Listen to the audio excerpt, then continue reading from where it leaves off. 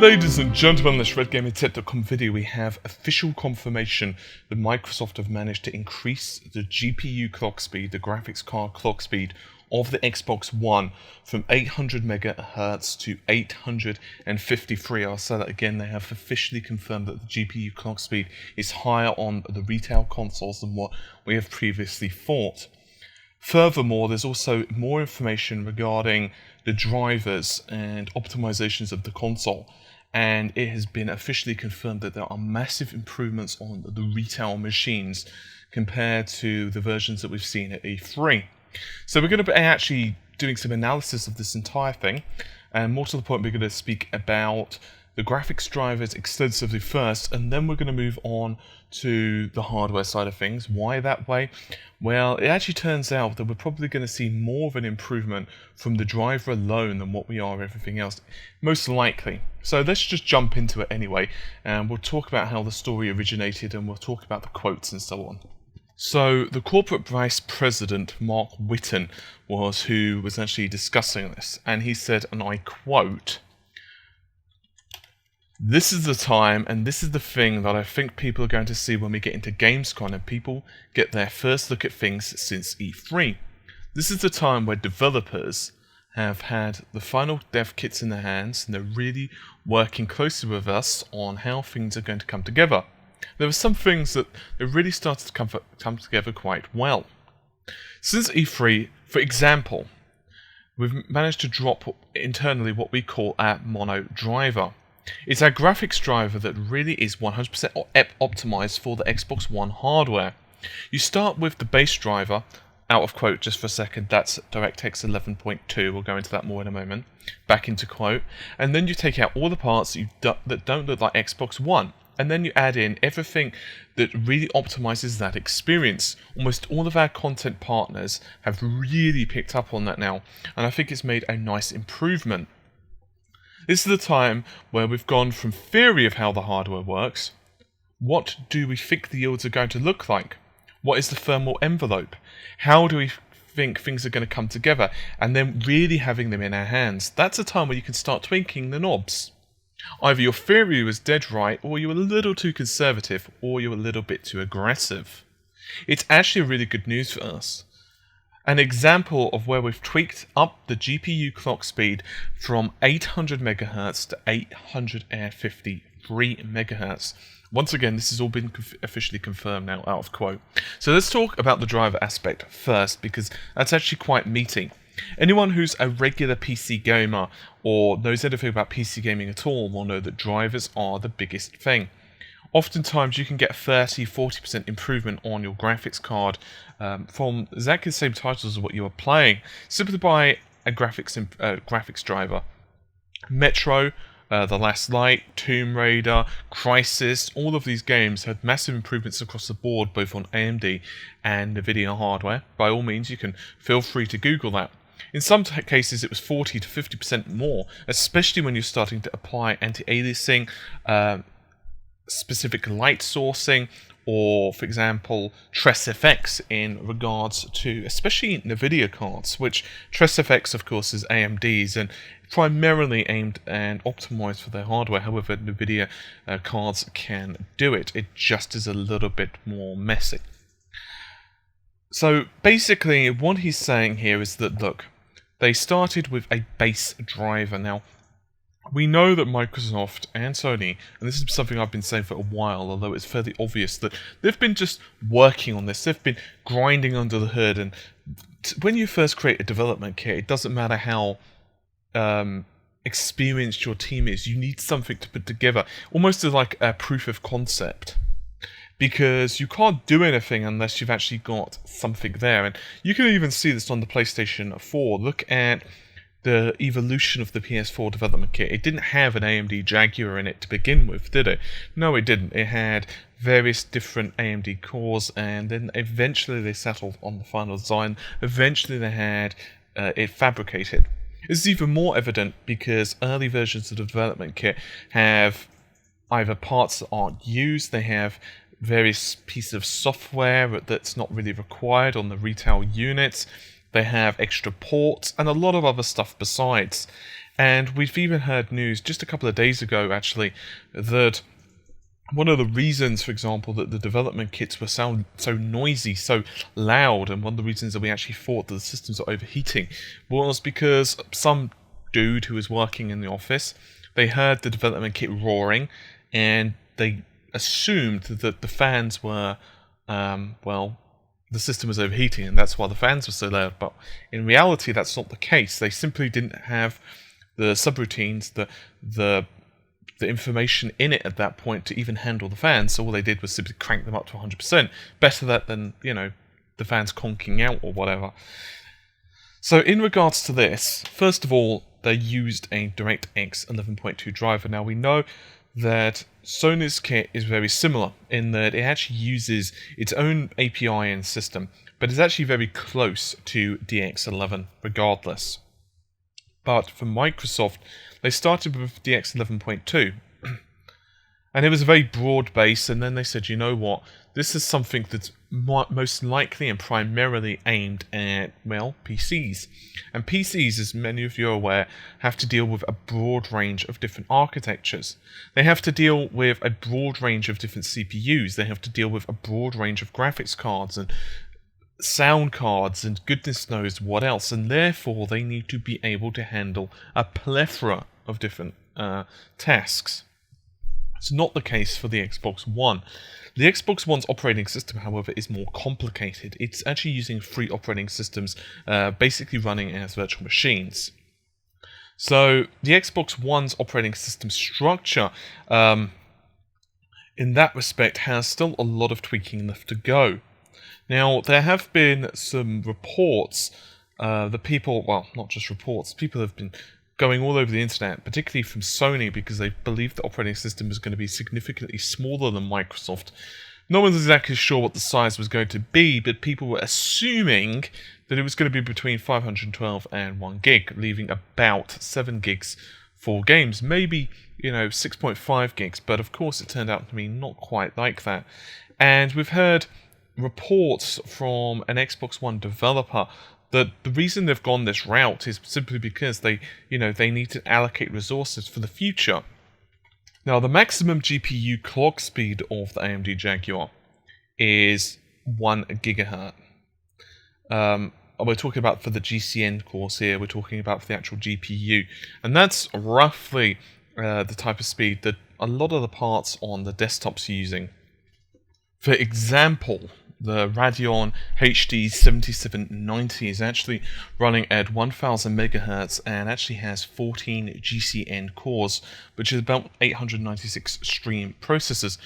And if you factor all of that stuff in, that gives you about 1.79 T-flops. Now, I had said in previous videos when there was rumors about the whole clock speed increase that I didn't think we were going to be seeing like a 950 megahertz from the 800. But it was likely that it was going to be an improvement. And I figured around 850 or maybe possibly 900 megahertz was likely what they were going to hit with. So, first things first, Microsoft said, okay, well, we've got to improve this driver infrastructure. And they did that by basically chipping away, like a sculptor working on a statue. And they slowly chipped away everything that wasn't the statue. They got the rough shape in, and then they said, okay, this is basically to the point where we've got everything that's not Xbox, that's not required to run the Xbox hardware, that's not a driver or a requirement, we've removed it all. Now, the purpose behind this is simple. First of all, it streamlines the amount of information in memory. So in future, that means that they'll be able to free up more memory, most likely, because believe it or not, graphics cards drivers can be pretty chunky. We're talking, 1 to 200 megabytes. Gone are the days where there used to be just a couple of megabyte downloads, such as the Voodoo 1 or Voodoo 2, for example. Secondly, it allows much, much better optimization of what the graphics card is going to be doing with the games, and this is a really key thing, because the more optimized the driver is, the much more efficiently it will be able to process and render stuff. This is especially true considering the GCN cores, as you're most likely aware, can do a lot more than just render, say, a 3D model, or apply textures to something, or whatever. they are also going to be doing a lot more. They can even handle, say, artificial intelligence. They can handle stuff like physics and more besides. And this is all done on compute. So the drivers themselves have to be a lot more robust. And of course, the Xbox One, simply because of its nature, with the move engines, with the memory architecture, with various aspects such as the cloud and goodness knows what else, that we're not really privy to yet because, well, it's internal and they've not released or the NDAs haven't been disbanded yet. No doubt they'll, over the next couple of months / years, we're going to certainly understand a lot more of the internals of the device. Well, they're able to start putting in subroutines which better focus, and not just focus, but exploit and maybe even increase the ability of those features. This is really important because obviously, if you can better utilize the memory systems, the unified memory systems that are in there, if you can better utilize the ESRAM and a lot more besides, it increases the performance of what you could get out of the hardware. You can increase the frame rate, you can make the frames more stable, and that results in less drop frames, it results in less microstutter. It down the line will mean that games take longer before they go below the 1080p to say 720p or whatever, and it just better facilitates and allows the developers to be able to do more. So let's talk about the clock speed itself.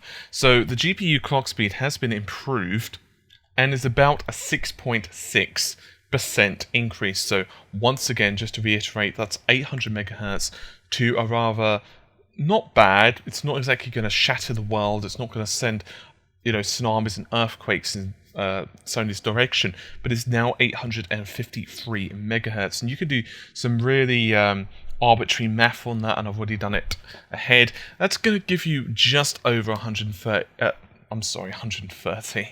That's what you get when you're reading from notes and you haven't formatted them properly. I shall slap myself later from the video, I promise. That will give you just about 1.32-ish T-flops of computing power compared to about 1.24 that we have currently. Now, bear in mind, that's still quite a deficit. You're still looking at 1.3 odd to 1.8 odd of the PS4. So there's still, there's a margin there, but from the perspective of gamers and developers, I'd rather have a small increase than zero increase. Or worse for Microsoft, they could have figured, oh crap, our stuff is actually running too hot, and therefore we've got to worry about stuff here. Furthermore, in addition to all of this, of course, Microsoft have had another worry. We do know that the Xbox One GPU is using about 10%, or should I say it's allocated about 10% of its resources towards the operating system. Now, it's possible that this will change on final production units. It's possible that they will reduce this in 6 months' time. But for right now, the Xbox One's GPU is using about 10% of it, which it's kind of a large chunk, really. But regardless, maybe it'll be a bit less now because obviously they've managed to improve the clock speed anyway, so it might end up being like 9% or whatever. Hopefully it won't scale and them still say, okay, well, it's going to be 10% of this new figure. Hopefully it will be about 8% or 9% or whatever, especially since they're doing these optimizations for the drivers now. The reason they've got this this allocation towards system resources, of course, is exactly the same reason they allocate a certain amount of memory towards, say, the operating system, or a certain amount of memory towards whatever else. It's just simply for machine functionality. So this begs a couple of questions. Will there be another improvement in clock speed? I wouldn't be surprised if there is another subtle bump down the road. I also wouldn't be surprised if the PS4 does similar as well. Now, there is no mention whatsoever about CPU clock speed. So we're going to assume, the purpose of this, when is the date I'm recording? I think it's the 2nd, yes. The 2nd of August 2013. There has been no mention whatsoever on the CPU clock speed of things. So it's going to still be 1.6 gigahertz. Who knows? Perhaps in the future that'll, raise up. But for AMD right now, or should I say, sorry, for Microsoft right now, it's a big thing because 6%, almost 7%, let's just be honest, it's almost 7%, not quite, but getting into the realms of 7%. That's big. That's big when you're stretching for resources anyway, especially in a console war. More to the point as well, it actually comes at a pretty opportune time because it's good PR. It's not exactly like Microsoft have managed to improve the GPU to the same degree or managed to fit in another, 4 GCN cores or whatever else, insert made up awesome news here. But it is to the point where it is much better news than say, well, this is the system as we promised, or worse, okay, well, the final production cores, we had to lower them to like 750 megahertz. And bear in mind, it wasn't too long ago that there was actually a different set of rumors. Well, these aren't rumors, this is confirmed that they have increased the clock speed, but there were actually rumors a while back that they're actually going to decrease the clock speed of the actual GCN units because they couldn't actually run them high enough because the temperature was so bloody hot that they had to just decrease the speeds to ensure that the yields were okay. And they even had a different set of rumors regarding ESRAM. Now, once again, that doesn't discount those rumors, and that's really important for you guys to understand. One rumor does not counterattack another, because we don't know the internal processes that were involved on the manufacturing side of things. It's possible they did have these issues for a time, and then they figured out, oh, okay, so this is why the issue's happening, and then a small change can make a huge difference. Just a small change on a program, for example, can stop that application from running to making it work absolutely great.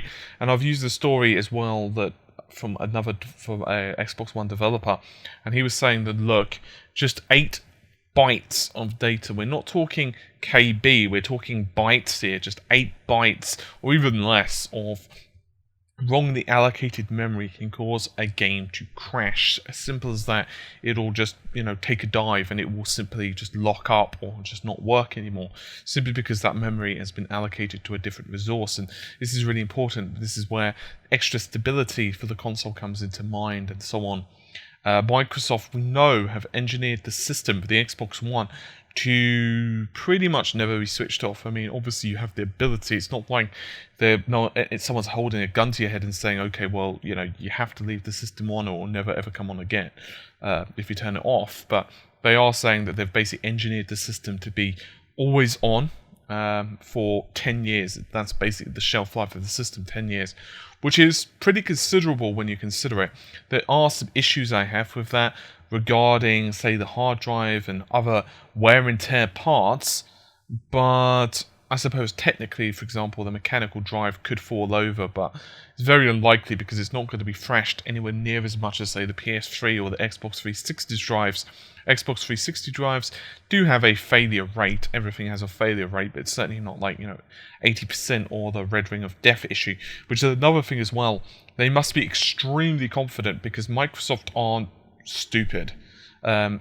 People bash Microsoft, people say X or Y or this was a silly decision, and I am first to admit I don't like some of the direction they've gone with their console. I don't like the fact that the Xbox One includes Kinect and they've got no plans to not include Kinect. I don't like the fact that they're so focused on multitasking, but those are just my own personal thoughts and opinions on that. However, they do know what they're doing in terms of hardware. They do know what they're doing in terms of making a solid piece of hardware. And from what I understand from the interviews and so on, they are doing their best to get away from the... I'm going to go ahead and use the word shame, even though it's probably not exactly the word that they want. It's not pretty accurate shame, but certainly the very bad negative PR that they had for the Xbox 360 with it falling over. And we know that that's cost them over $1 billion US dollars, which is a significant chunk of change, and some would argue that they probably made some of it up by reselling people on Xbox One. But I personally think that that's not really true at all. I would say that the negative press and the fact that people were buying PlayStation 3 and it did allow the PS3, I wouldn't exactly say to take over the Xbox or to, that was the thing that allowed the PS3 to be competitive or anything like that, because that's taking not only kudos away from Sony, but it's also vastly blowing over the Red Ring of Death issue with the Xbox. Is making it sound like, 9 out of 10 units fell over or whatever after 6 months, and that's obviously not the case. But certainly speaking, Microsoft don't want a repeat of that, so they must be pretty damn confident on the heat issues. But we do know, of course, that the AMD Jaguar itself is a pretty low power device in terms of the TDP, in terms of the heat that's output and the power it requires to run. And that's exactly the same thing, by the way, in regards to the GPU itself.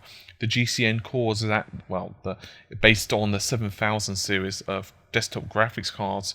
We know that they are a pretty efficient device. Now, obviously, 2 or 3 years down the line, they're certainly going to look very inefficient compared to the cards that's out then.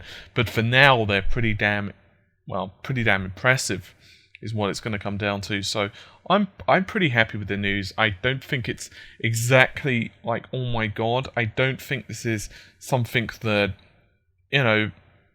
Sony, or should I say Sony fans, have to worry about, but I don't think it's anything that they should sniff at either. I don't think that's the same for any fan. I think this is fantastic news because it helps to bring both consoles in line.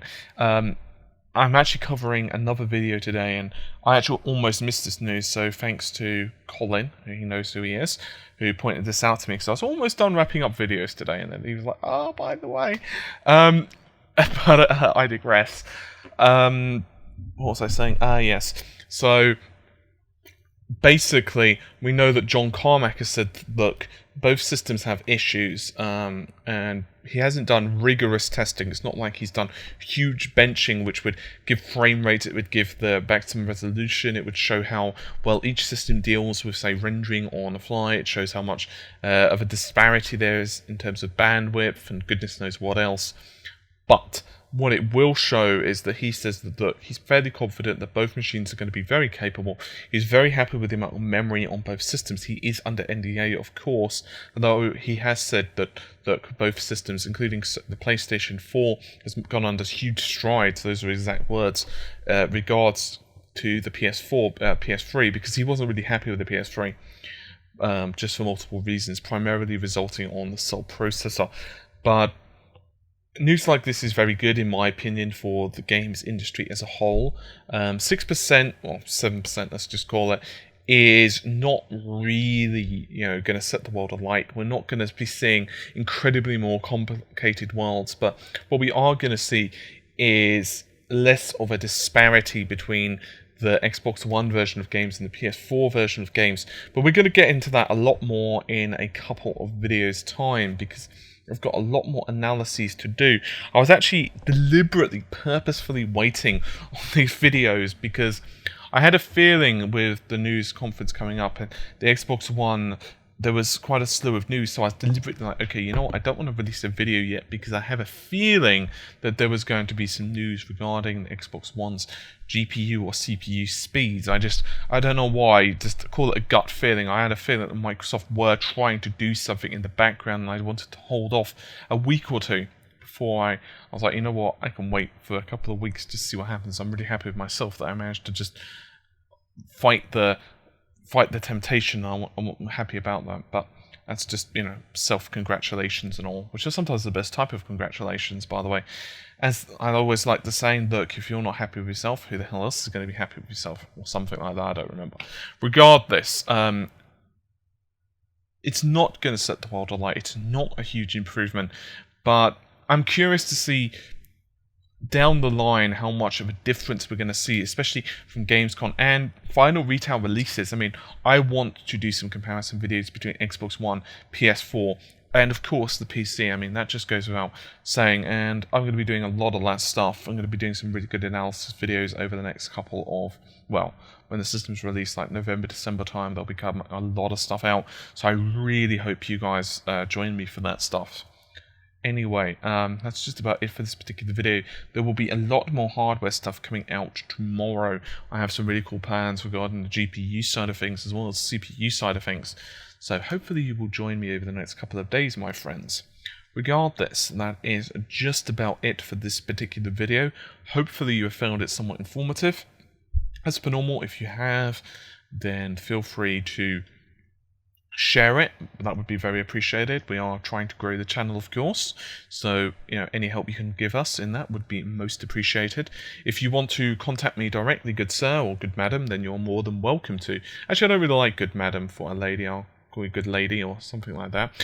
You guys can give me a comment on what you think. But anyway, you can go to facebook.com/redgamingtech and you can address me directly, because there are, as regular viewers know, there are a couple of us on the channel, so you can address me directly. That would either be Paul or Crimson Rain, depending on whichever one you can be bothered to type in, and I will do my best to answer. I don't typically respond to comments simply because, as regular viewers may know, comments are very difficult to respond to simply because there are so many. So if someone has a direct question, much better to just, well, not quite pick up the phone, but just contact me directly via that.